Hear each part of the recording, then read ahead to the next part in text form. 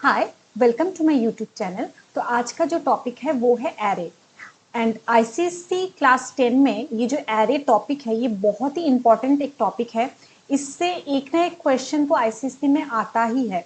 अगर आप marks division में देखेंगे तो टोटल जो है 100 मार्क्स का पेपर रहता है, जो कि एक्सेप्शनल है। दूसरे सब्जेक्ट में 100 मार्क्स का पेपर नहीं होता है, केवल कंप्यूटर में ही आईसीएससी में 100 मार्क्स का पेपर होता है। तो ये बेसिकली दो हाफ में डिवाइडेड होता है, एक 40 मार्क्स में, एक 60 मार्क्स में।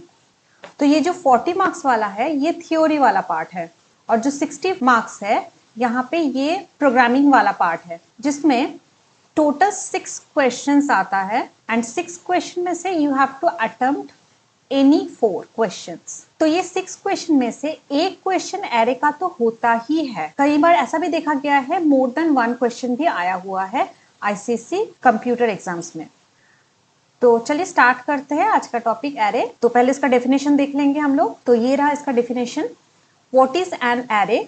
Array is a collection of similar type of element which have a fixed size and contiguous memory location।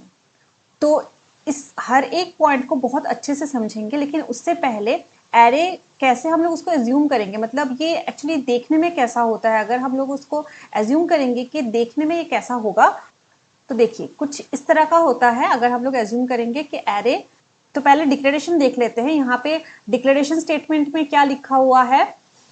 Int a new int 10।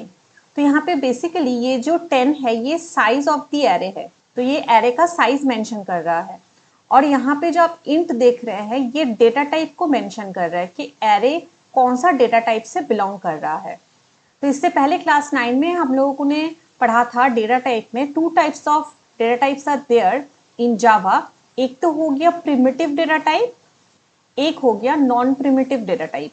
तो ये जो प्रिमिटिव डेटा टाइप है, तो इसमें क्या होता है? इंट होता है, डबल होता है, कैर होता है, ये सब है। एंड नॉन प्रिमिटिव में एरे। तो नॉन प्रिमिटिव में एरे जो हम लोग जब बोल रहे थे, तो उसके डेफिनेशन में हम लोग क्या देख रहे थे कि जो डेटा टाइप है ये प्री डिफाइंड नहीं है, हम लोग डिफाइन कर सकते हैं। मतलब अगर हम लोगों ने कोई एरे को इंटीजर डिफाइन कर लिया, तो उसमें जितने भी सारे वैल्यूज होंगे या फिर एलिमेंट्स उसमें रहेंगे, घुसेंगे बाद में, तो वो सारा इंटीजर काइंड ऑफ ही होगा।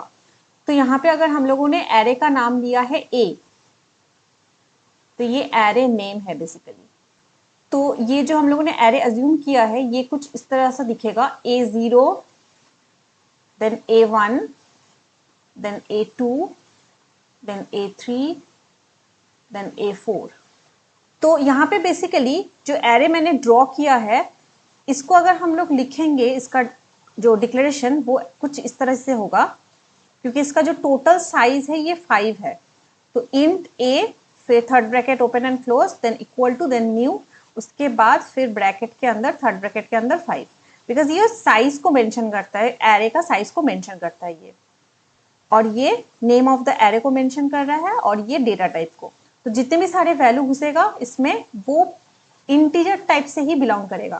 तो यहाँ पे देखिए सिमिलर टाइप ऑफ एलिमेंट, मतलब यहाँ पे इंटीजर ही सिर्फ इस यहाँ पे स्टोर हो सकता है।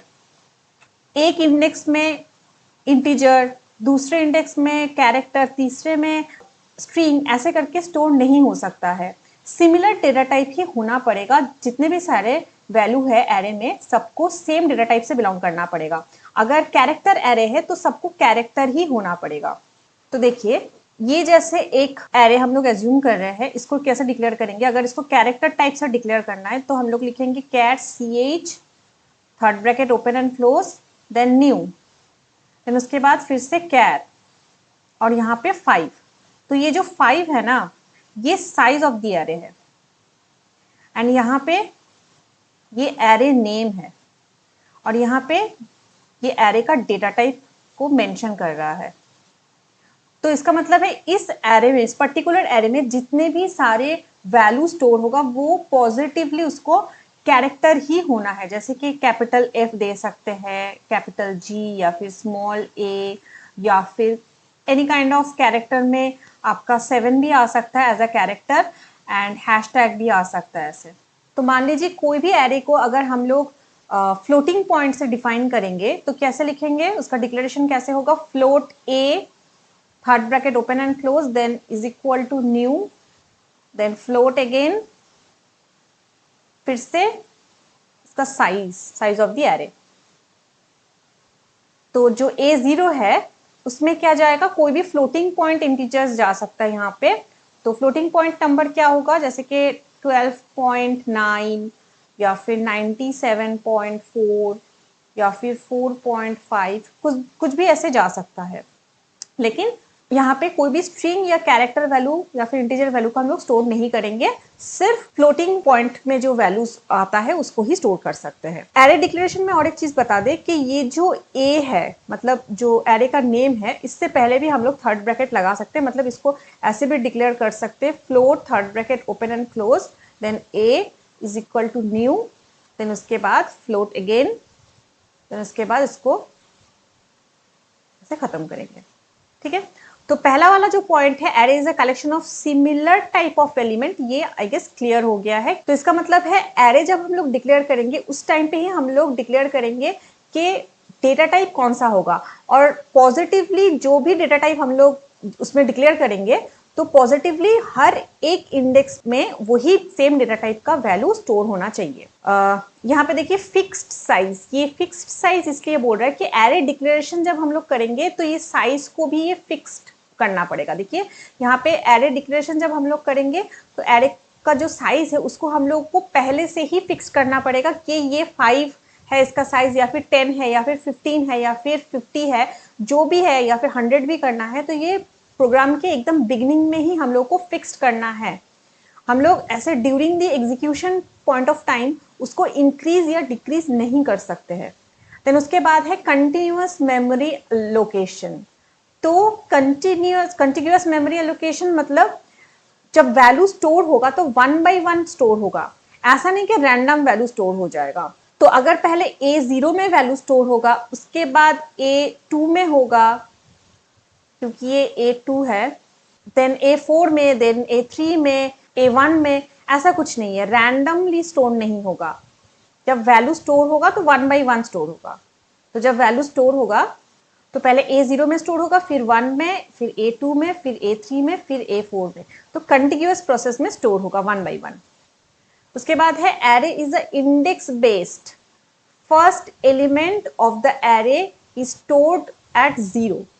तो जो पहला एरे एलिमेंट है वो पॉजिटिवली A0 ही है, मतलब A0 में स्टोर होगा क्योंकि इंडेक्स पोजीशन जो एरे का है वो 0 है। देन उसके बाद डिक्लेरेशन तो आप लोगों ने ऑलरेडी देख लिया है। तो यही बेसिकली अगर मैं बोलूँ कि एरे का अगर डेफिनेशन है या फिर एरे को आपको बेसिक लेवल पे समझना है, उसका जो पॉइंट ऑफ व्यू के एरे में क्या क्या फीचर्स है, तो यही मैंने डिटेल्स में यहाँ पे समझा दिया है।